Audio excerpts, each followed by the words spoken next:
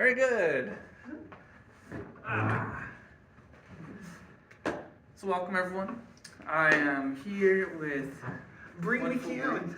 Yeah, and so since it's gonna be Mythbuster Day, right? We decided to just talk a little bit on, we're talking myth busting and basically debunking stuff. Using critical thinking and the scientific method to find the truth about some things. We're just discussing different factors that come into play, like mass hysteria and things like that.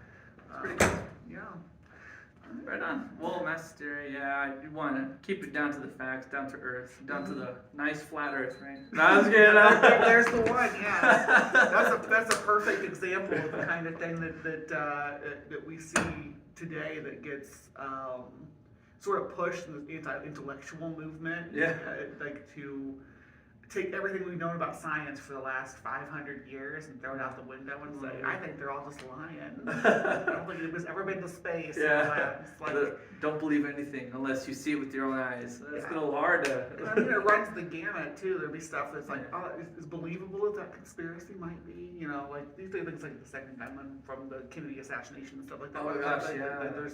There may be something more to that, but then you get things like, UFOs or flat earth, Bigfoot, things like that. And that's my favorite, though, is when it comes to people seeing animals in the forest.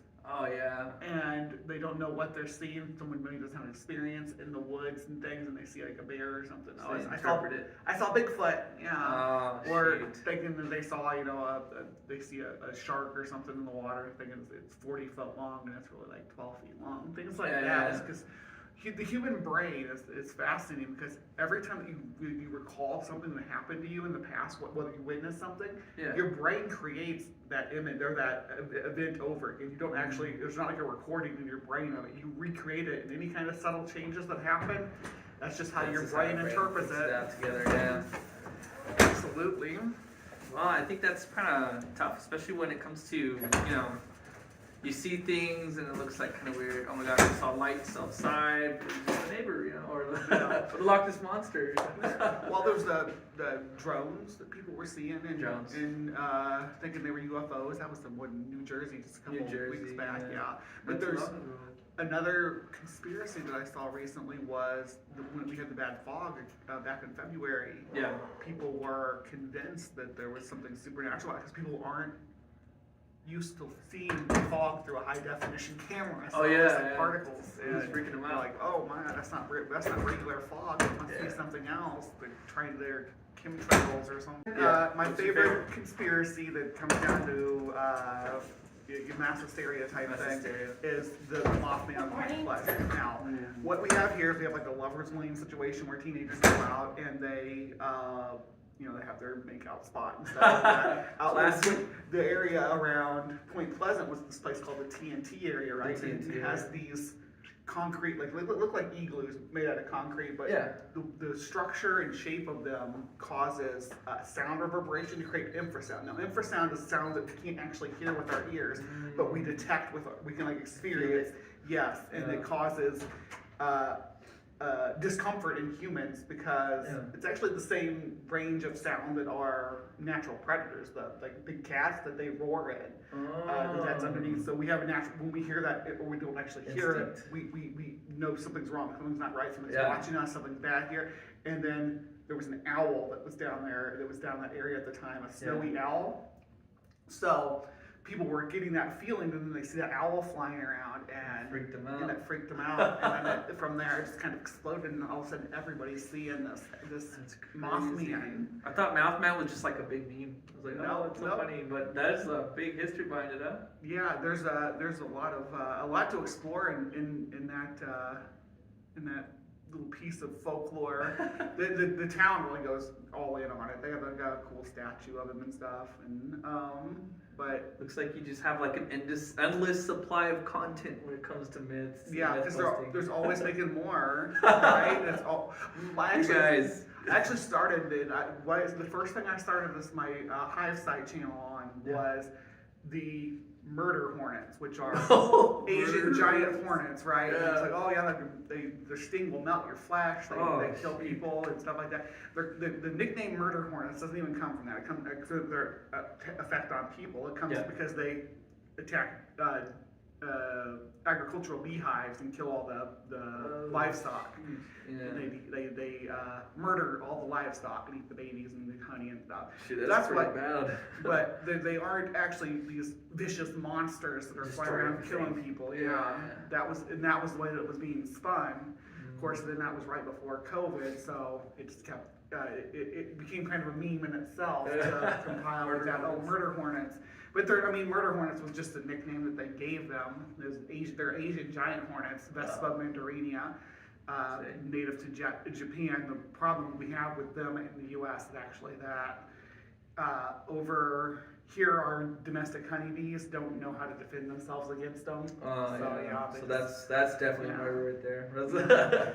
But like how they spin it around, you know, I guess, and even right now, I guess people just don't know because they're just not informed. Because there's just so much information circling out there, and the memes take priority. Right, memes. In your mind. And don't get me wrong, I love memes. But memes are an easy way to spread disinformation without having any kind of verification at all. I read it in a meme, I saw it on the internet. Made me laugh. Yeah. I remember it. You know, I heard some facts. It was boring. I don't remember it. Yeah, but It's kind of like high school. I remember the big moth guy though. That's what I remember. So yeah, and people will remember something like that, and they don't totally dismiss all the explanations that came out afterwards. Yeah. Shoot. Yeah. Anything? I saw on your desk there was. Thank you very much. Oh, What? the ketchup and mustard. What Thank you is- for breakfast. There's no ketchup mustard on my desk. Oh yeah. Like I think you left Yeah, some I'll ketchup start doing mustard. everything right Ah, now. it's- I'm gonna set up everything. No, on your desk I saw. Was it? My little Yeah. Bigfoot, yeah. Cool. I got that for Christmas. Oh, for real? Yeah, Let me have it one of my roommates. Oh, Yeah. So sweet. They know I like that Bigfoot and all that kind of What stuff. is it? Bigfoot, but then that's probably the most popular. But in my opinion, after years of studying, researching, and I'm really convinced that Bigfoot is a bear. Really? Like there's people are seeing bears, you know. You know, I was actually looking into that. I was really hoping it exists. Oh, I want Bigfoot to be real. Yeah, You me know, too. For most of my life, I spent my time like looking for ghosts. Looking Ghost. for Bigfoot, all this Bigfoot. paranormal investigation stuff. Yeah.